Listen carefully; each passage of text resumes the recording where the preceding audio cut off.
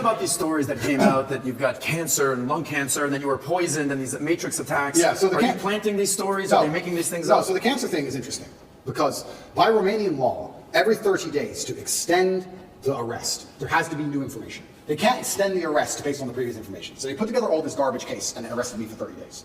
To keep me another 30 days, they have to find something during that 30-day arrest period to keep me for the second month. But of course, there's nothing to find.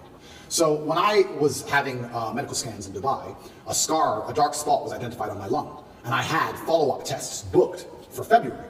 So after the first 30 days, I called up my PA and she said, "Are you coming to Dubai?" I said, "Well, yeah, if they let me go, at the end of these 30 days, I'll come to Dubai for my medical tests." They took that conversation and shown it and used it in court, saying I'm trying to flee the country and trying to escape the judicial system as motivation for the second month's arrest. And the judge agreed and locked me in jail because I said I would go to a medical appointment if I was free. And they used that as proof I'm trying to run because they had nothing else. And the judge agreed for some reason and kept me in jail. Then everything in Romania leaks. So it leaked that I had this medical thing in Dubai, I had a problem with my lungs. And then there's a hospital here. And I decided to go to the hospital here and have it looked at because although I was not concerned, I thought, you know what? Although it's difficult to do procedures in jail, I have time for once in my life. So I decided to go to the hospital here in Romania. And Romania does have some private healthcare, which is actually very high quality. It's not as poor as people think it is. And I went to a private hospital and I knew it wasn't cancer. I knew it wasn't. I sat down with the doctor and said, "We're really concerned about this dark spot in your lung." I said, "It's not cancer." He said, "How do you know?" I said, "That's just not my life path. It's not my story." You told him that? Yeah. The doctor was like, "Okay, but we have to investigate." So we can investigate, but it's just not my story. It's not cancer. I'm 0%. So I went to the doctors here. In Romania, everything leaks. It leaked out to the press. I had this mark on my lungs. I was supposed to go to Dubai. They denied me going to Dubai. They said that's enough reason to hold me and keep me in jail, which is absolutely insane. All because I also had a phone call about a medical procedure. It's crazy. But they were always going to keep me anyway and find some reason. I went there. I had a bronchioscopy. Have you ever had one of them? Bro. I wouldn't call it painful, but it's certainly horrible. So they put a camera in your lung. So it's down your throat, but it's in your lung. It's not down your throat, it's into the airway.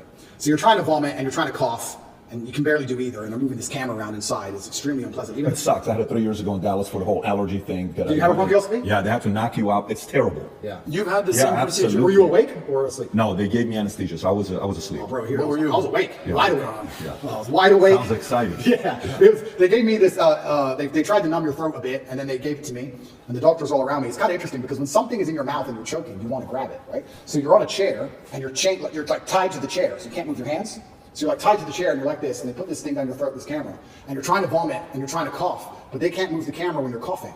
So even the armed guard who took me, the police officer, the guy, he was in the corner of the room, and he was, I could see on his face, he was like, "Fucking hell." And I don't even want to reenact it because it's probably so horrible to look at, but you're just like you're trying to vomit, you're trying to cough, your face is bright red, you can't breathe, and they're like, "Stop coughing, stop coughing, stop coughing," and you have to try and stop coughing for like 2 seconds so they can adjust the camera a bit. It's the worst 20 minutes of my life. It was horrible. They finish that and they go, "Okay, well the good news is there's precisely 0 smoking damage on your lungs, and your lungs are perfect, but the lesion, whatever it is on the outside of your lungs. It's not the inside of your lungs. You couldn't see anything." So I completed that procedure, went back to jail. That was a nice evening. Horrible. Anyone who has bronchioscopy, yeah, go to sleep, don't stay awake. Horrible. Then they said we have to find it, we have to get a biopsy from the outside of your lungs. So we have to put a needle through your back, a needle like this long, through your back, through your rib cage, to your lung, a CT guided biopsy it's called, and take a piece of it and then pull the needle back out and then do a biopsy on the piece.